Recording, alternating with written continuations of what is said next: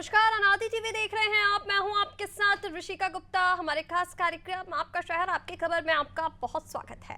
आज हम बात करेंगे कटनी और कोरबा की और उठाएंगे इन शहरों के आज के बड़े मुद्दे, जानेंगे ग्राउंड जीरो से हकीकत। तो चलिए शुरू करते हैं आपका शहर आपकी खबर।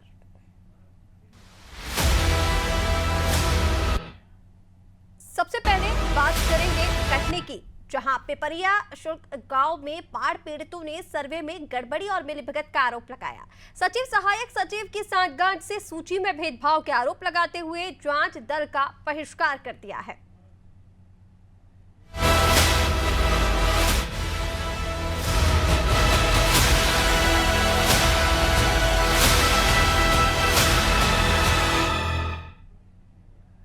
कटनी के ढीमरखेड़ा विकासखंड के पिपरिया शुक्ल गांव में बाढ़ से हालात बेहद खराब हैं। बाढ़ ने 80% मकानों को डुबा दिया है, जिसके चलते ग्रामीणों को राहत शिविरों में रहना पड़ा। हालांकि प्रशासन ने खाने और सोने की व्यवस्था की, लेकिन ग्रामीणों ने आरोप लगाया कि कुछ लोग मौके का फायदा उठा रहे हैं। उनका कहना है कि पहले सर्वे में राजस्व निरीक्षक ने गड़बड़ी की और सचिव सहायक सचिव की सांठगांठ से सूची में भेदभाव किया। प्रशासन ने हालातों का निरीक्षण करने के लिए जांच दल भेजा, लेकिन ये दल महज खानापूर्ति करता रहा। जब गुस्साए ग्रामीणों ने जांच दल का बहिष्कार कर दिया, जिससे राजस्व निरीक्षक और पटवारी मौके से भाग खड़े हुए। 3 महीने से ज्यादा समय बीतने के बाद भी कोई जनप्रतिनिधि गांव में हाल जानने नहीं पहुंचा।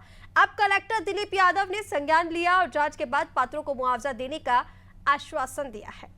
जिसने रिश्वतखोरी करके मुआवजा गलत बनाया है, जिनके मकान गिरे उनको पैसा नहीं दिया और पुनः वो खुद जांच करने आया है। गांव वालों ने बहिष्कार किया है। हम गांव के साथ खड़े हैं।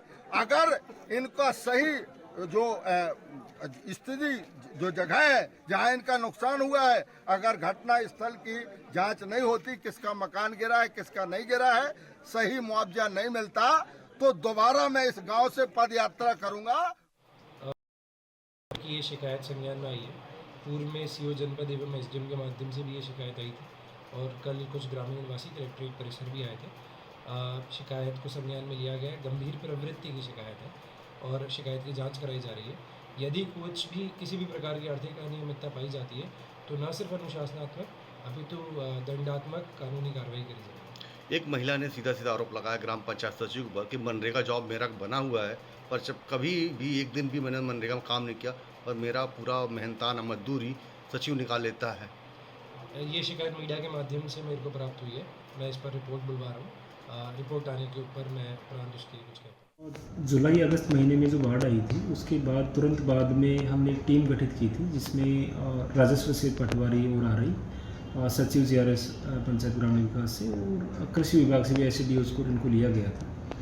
अलग अलग विभाग के लोगों को इसलिए लिया गया था ताकि कोई भी ऐसा कोई शिकायत का वो मौका नहीं रहे। तो 3-4 अलग अलग विभाग के सभी लोग थे, सभी जगह पूरा सर्वे करके ये सारी कार्रवाई की गई थी और मुआवजा वितरित किया गया था। तो मेरे हिसाब से इसमें कोई ऐसा नहीं होगा कि किसी इंडिविजुअल किसी बाइस पे या किसी भी और पक्षपातपूर्ण तरीके से कोई मुआवजा बनाया गया हो। बट अगर फिर भी कोई किसी पर्टिकुलर किसी व्यक्ति की या किसी की शिकायत है तो उसको मैं वेरीफाई एक बार करा लूँगा और अगर कोई गलती पाई जाती है तो उस हिसाब से जिसने रिश्वतखोरी करके और देखिए, लगातार इसको लेकर ग्रामीणों की ओर से शिकायत की जा रही है। इसको लेकर गड़बड़ी के आरोप लगाए गए हैं। सीधे तौर पर आरोप लगाया गया सचिव और सहायक सचिव के ऊपर। कहा गया कि सांठगांठ है उनकी और उसी वजह से सूची में गड़बड़ी की गई, जिसके बाद ये जो पूरी लापरवाही है वो सामने आई है। 3 महीने बाद भी जो जांच दल वहां पर पहुंचा था, वो अधिकारी जिनसे शिकायत की गई थी वो वहां पर सूद लेने के लिए नहीं पहुंचे और लगातार इसको लेकर ग्रामीणों की तरफ से प्रदर्शन भी किया गया। और चलिए, ज्यादा अपडेट के लिए संवाददाता नवनीत गुप्ता हमारे साथ जुड़ गए हैं। नवनीत, किस तरह से इसे देखा जाए? साफ तौर पर ग्रामीणों की ओर से आरोप लगाए जा रहे हैं सचिव और सहायक सचिव के ऊपर। इसके साथ साथ वो ये भी कह रहे हैं कि जांच दल जो पहुंचा था वो भी सिर्फ खानापूर्ति करता रहा और जो मुआवजा मिलना चाहिए था वो ग्रामीणों को नहीं मिला। जी ऋषिका जी, मैं बहुत बड़ी बात बता दूं। यहाँ पे जिस तरह ढीमरखेड़ा जो तहसील है, डीमरखेड़ा जो तहसील है जो उसमें देखा गया है कि यह पिपरिया एक शुक्ल है। यह दरअसल आपको बता देते हैं कि यहाँ पे 16 गांव ग्रसित थे बाढ़ को लेकर, जो कि अब 24 जुलाई की बात है। जिस तरीके से बाढ़ में ग्रसित मकान बह गए, वहां पे मकान कोई बचा नहीं, वहां पे जिस तरीके से उनका सामग्री है सारी बह गई थी, उसको लेके इस प्रशासन ने एक जागरूकता फैलाई थी कि इनको मुआवजा देंगे। लेकिन वो मुआवजा को लेके वहां की जो जनता है, ग्रामीणों को, वो कहीं ना कहीं मायूस नजर आ रही है, क्योंकि उनको किसी ने यदि उनका मकान गिरा है तो किसी को 11,000, किसी को 10,000 रुपए की राशि उनको स्वीकृत की गई। इसके लेके जिसने उन्होंने संतुष्ट नहीं होने से इस जो सर्वे पहले जो जिस तरीके से हुआ था उस सर्वे का उन्होंने बहुत ही उस रूप में बहिष्कार किया है। और एक ना ही वहां पर दूसरी तरफ हम बात करें राजनीतिक की, राजनीतिक उसके बाद शुरुआत में जरूर जिस समय ये समस्या हुई थी, लोगों को घर में तैनात थे तो घर में नहीं रहे, लेकिन उन्होंने एक व्यवस्था की थी, खाने पीने की व्यवस्था की थी, पूरा प्रशासन लगा था। कलेक्टर दिलीप कुमार यादव जी उस समय ज्वाइन की तो उन्होंने पूरी प्रशासन में ग्राम पंचायत से लेकर सरपंच सचिव से लेकर पटवारी से लेकर कोटवार तक जगह जगह उन्होंने तैनाती कर दी ताकि किसी भी जन समस्या को, जनता को वहां पे समस्या ना हो सके।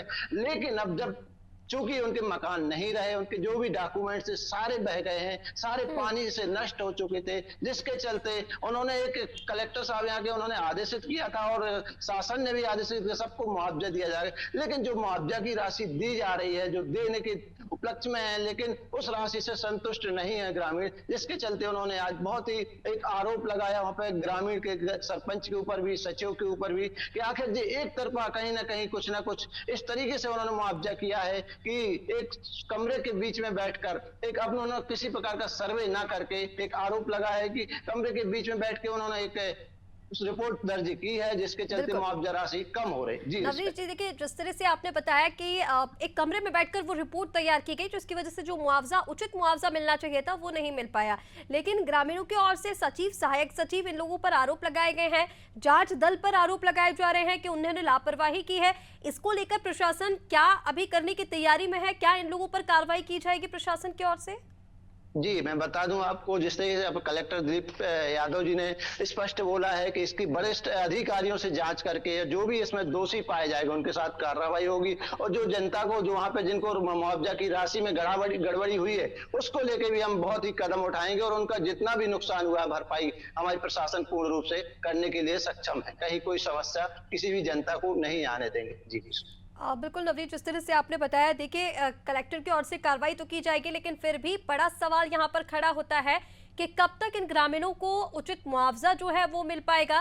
क्योंकि 3 महीने से लेकर, क्योंकि ग्रामीणों ने जिस तरह से कहा कि 3 महीने का समय तो निकल चुका है, लेकिन अधिकारियों ने अभी तक सुध नहीं ली, तो अब आगे किस स्थिति का आश्वासन दिया गया है? यानी कब तक इनको जो मुआवजा वो चाह रहे हैं वो मिल पाएगा?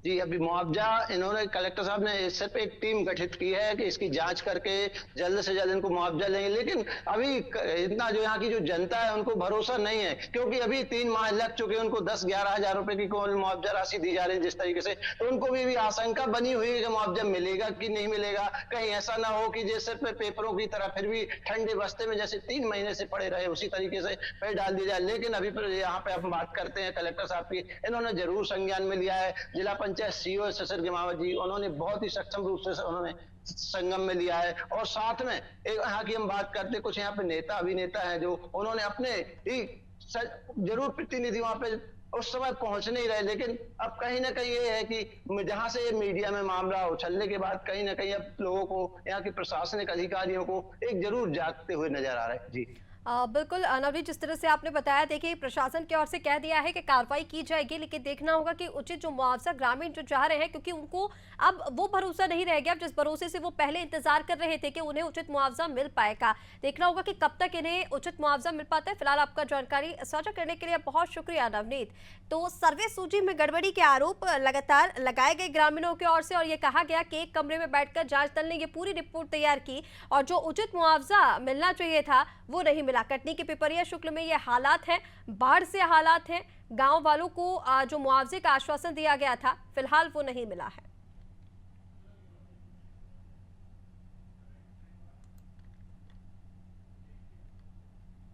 और अब बात करेंगे कोरबा की, जहां एनटीपीसी के राकड़ परिवहन की रोकथाम के लिए ग्रामीण एकजुट हो गए। उन्हें राकड़ की डस्ट के चलते स्वास्थ्य और कई समस्याओं से लोग दो चार होना पड़ रहा है।